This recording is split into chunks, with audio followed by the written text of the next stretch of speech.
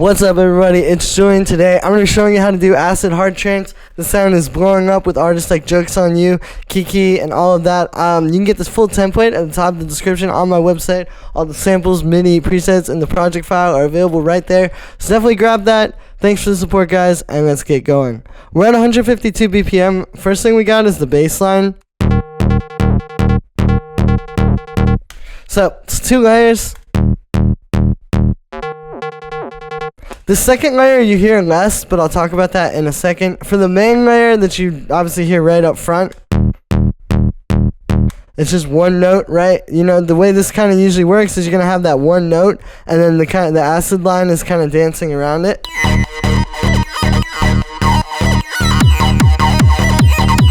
And I want to say with this also, like, if you hear the track, right, listening to the mix, this is a lot of what you hear if I get rid of it. Right, so the bass line is very simple, but it's really, really important. So the one note, it's just an 8th note, but it's a little bit shorter too. I notice if you don't make this full, it seems subtle and you don't hear it so much on its own, but it makes it fit better with the kick where it just kind of ends right before the kick. So yeah, as far as the sound goes, this is this meld patch here.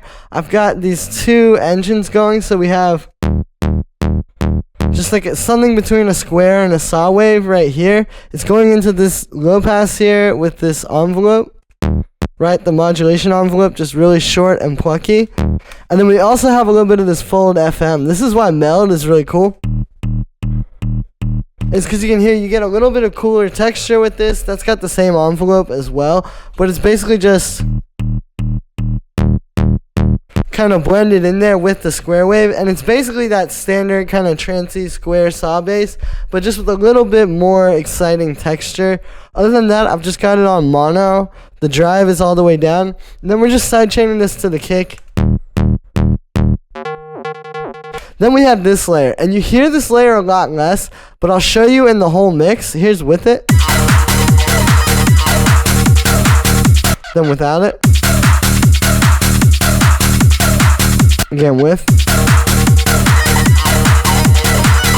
So this isn't entirely necessary, but there's a lot of cases where these can add a lot more movement to the track, and for whatever reason it just feels a bit more bouncy and dancey with this, so I thought it was important to add just to show you guys. This one is that same D sharp note as the other one, right? Just like that. It's just going to be the one note just across 2 octaves here where we're kind of gliding between. Right? Also with this one, you can see, just like I was saying, having the notes not touch each other. So you really hear each one, as opposed to if I make them all... Right? See, it's a little bit less percussive. Now the sound on this one's really simple. It's a square wave inside of operator. We got a low pass filter with just, yeah, a little bit of an envelope on it. We got the hard shaper on as well. Even though it's on 0 drive, you still get a little bit of like shaping from that. High pass, and then this auto pan to have it bounce off the kick. Again, this is just adding a little bit more groove to the low end.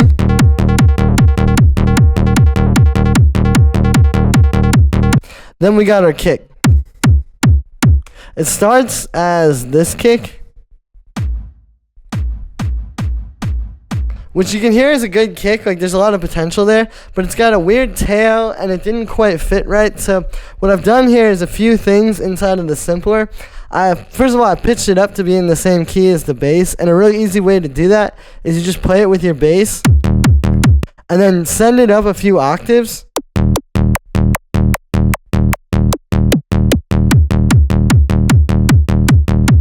Right, and then you can hear the pitch, and then you just bring it back down. The other thing is I shortened it, obviously the volume. The key to this, though, is you don't want to just do like... Right, sometimes I see people do that, and then they wonder why they can't get their kick fat enough. You definitely have to still give it enough tail, but just not too much to where it gets in the way of the bass. And then the last thing is using this low pass filter with an envelope here. So if I turn that off,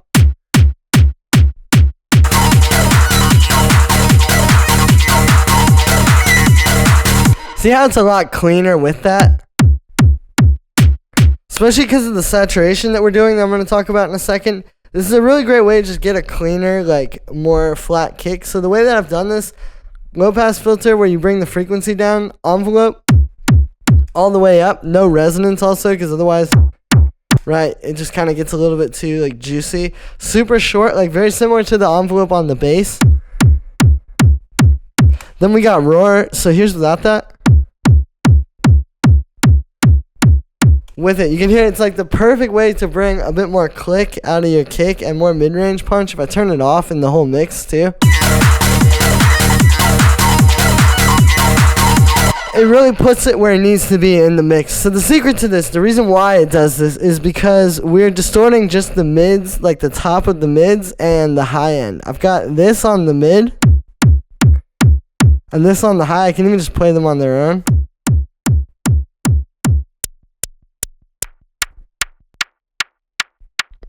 Right, so it's just adding a lot more punch because basically that's where that punch exists, and then you're just distorting it even harder there, right? It's just soft shapers in there. And then the key is to blend it with the dry wet. The other thing that's really important, I think, is you got to make sure, as you can see, I've tweaked the low and the high values here. Like, by default, they're set like that. And then the mid is going to be too low when it's hitting 200 hertz like that. You're just going to start, like, losing punch in the low mids, so you got to make sure you bring that up. Right, you see the difference. You really just want to hit like the top of the high end and the mid range just to like push it through a bit more. And that's it for the kick. And then we've got the 303.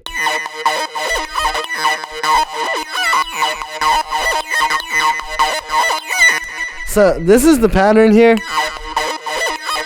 It might seem complicated, but it's really just a few notes. Like if you look at this, it's really just D sharp and E.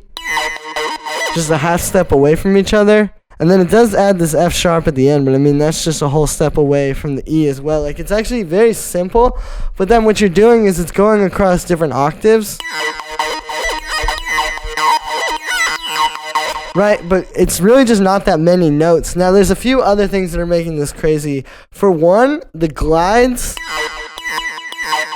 You hear how it's like a lot different when it glides than these notes down there that are... Right, so you kind of get like a different type of note out of that. That's one thing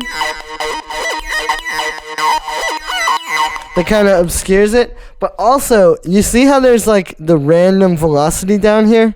Well, not random, but I shaped the velocity. So I'll talk about this more in a second, but there's something inside of the synth patch that's working together with that to kind of like create more different type of notes. Like this is really a case of like the synth and the notes working together. And then in the second half,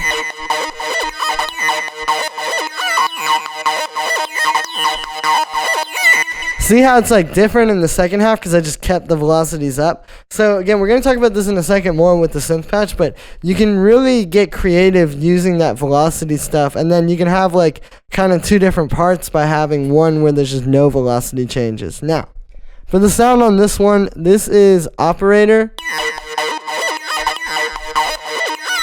So for one, you can see I do even have a little bit more random velocity going in here with the MIDI effect, the velocity one, right? It's just to add some random. Just moving that around even more. We've got one saw wave inside of operator here, and then the filter. And this is where everything's happening. So what we have is we have the low pass, high resonance, 12 dB per octave. The envelope is like this. It's not the most envelope, and it's only at 22%. But then what we're doing is you can see the frequency key, aka key tracking, meaning like the high notes. The filter's gonna be really open, and then the low notes, the filter's more closed. And see how like that does a lot, like this note? It's different from the lower notes. So yeah, having that key tracking is really important. And then frequency, velocity. You only need a little bit of it, but it basically says that the filter frequency will be different based on where the velocity is in the MIDI. And then there you go. That's how that all works together, like I was talking about a second ago. That's really it for inside of the synth. I do want to show you what it's sounding like just straight out of there.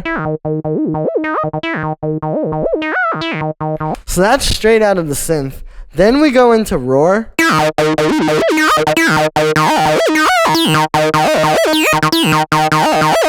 And we have this, so yeah, just like the kick, roar is really the perfect thing here because you're able to hit the mids and highs and then keep the low end.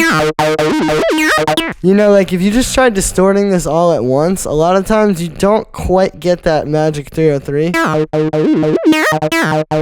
You can see it's a bit muddy because this overdrive is hitting the low end and it just muds the whole thing up. But with roar, you're able to just hit the mids and highs and leave the low end.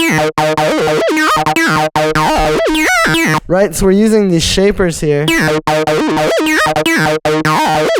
You can even play with the other modes too. And you get a lot of different types of sounds out of it. This one, the dry wet is 100% up. Then we need a bit of stereo width. So what I've done is you can hear it's like really mono. And it doesn't sit great in the track. So to spread it out, I have a really fast delay here where it's really fast, but it's on ping pong. Right, so you can hear it spreads it out, but it also kind of makes the low mids weird. So then we have a utility here with the bass mono, and it's turned that all the way up to 500 hertz. So now we're getting stereo width in the high end, but the mids and the low mids are nice and flat like we want. Then we got another echo here. Just adding a little bit of eighth note delay and some movement. An EQ. Getting rid of all the low end and just doing a little high boost. And then finally we're just sidechaining it to the kick.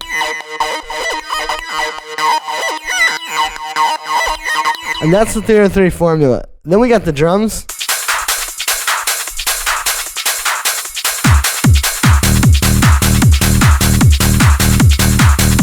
So these are pretty simple. I want to show you them on their own, and then I brought in the bass because you have to take the bass into consideration when you put these all together, right? There's a lot happening in the low end, and then the bass has a lot of mid-range as well. So then when you make all these drums and you hear them on their own, it's mostly in the high end, but it's a lot happening in the high end. Like, that's really the formula. So first we got 909 hi-hat. Just making it a little bit shorter by having just a short note here. And then I have a little bit of release, and we're sidechaining it to the kick. So it's just that really tight, short hi-hat. And then it disappears under the kick, so it's going to be really clean. We have the clap. You can hear just really mid-rangey, sits right on top of the track. A little bit of this ride cymbal. Which you can see, I've got this pattern where it's like with the velocity. We got some percussion loops. But obviously, like I said, this is where most of the mid-range is you're going to have to clear out. So you can see like that's those by default. And then I've high-passed it a lot. And then a little bit of sidechain to the kick. But I honestly thought it sounded pretty good without. Like overdoing it. A little closed hi-hat, which I've made a bit shorter with the amplitude envelope here, and then sidechain that. Yeah, pretty simple, but it adds a lot of energy, as you can hear. Like, a lot of the energy is happening in like these elements. And then the last thing we got down here is this little screech. Right, just a little stab. And I want to play this with the bass line and show you how that kind of works together. Right, so you have this bass line which is on every upbeat, like. And then the stab, instead of having like, you know, trying to be all cool and put it, or something like that, like have a different rhythm, it's just on every other bass note. Right, you see how those work together and it creates a lot more energy in the track. So like if I turn it off, because it's really about elements working together, right? So this is like how it relates to that main groove with the bass and the kick. It's playing the same note as the bass, just D sharp. For the actual sound design on this, what we're doing is it's 2 square waves. So I'll take off all the effects and just kind of bring them in one by one so you can really hear. So this is what it sounds like coming out of the synth. We have these 2 square waves, which are super detuned from each other. I'll even turn off the filter and the unison. Right, so it's like that. They're an octave apart, but they're also detuned like 100% in opposite directions. Like this is as far as the detune will go. There's also this pitch envelope you can see. And the secret to the screech is you only use a tiny bit. Like it's only 3 on the actual matrix here. Right, because too much and you just start getting like, it becomes more of like a laser. If you really want like the screech, it's just a tiny bit of it. Then we got a low pass filter, which is set right here with the resonance up super high. And I've got the distortion on that. And then there's an envelope. So it like goes down. Then there's this shimmer unison added. And there you go. It really becomes like that detuned screech. Then we're distorting it really, really hard with the fuzz on pedal here. Which also kind of gives it a nice like bit crushing and sort of flattens the signal out in a good way. A little bit of filtered delay. High pass filter because you can hear there's a ton of low end coming out of there. And then finally this auto pan. So it's almost like a bit side chain to the kick. And gets the delay out of the way. So there we are. That is how to make Acid Hard Trance 2025 style. Thank you very much for watching this video, guys. I hope you enjoyed. Make sure to like this video as well as subscribe. Let me know what you think of this video in the comments if you want to see more in this style. Like I said in the beginning, make sure to grab this template at the top of the description on the website. It really helps support me. Plus, it's something you can do right now to make the track of your dreams today. Thank you for the support, guys, and I'll see you tomorrow with another video.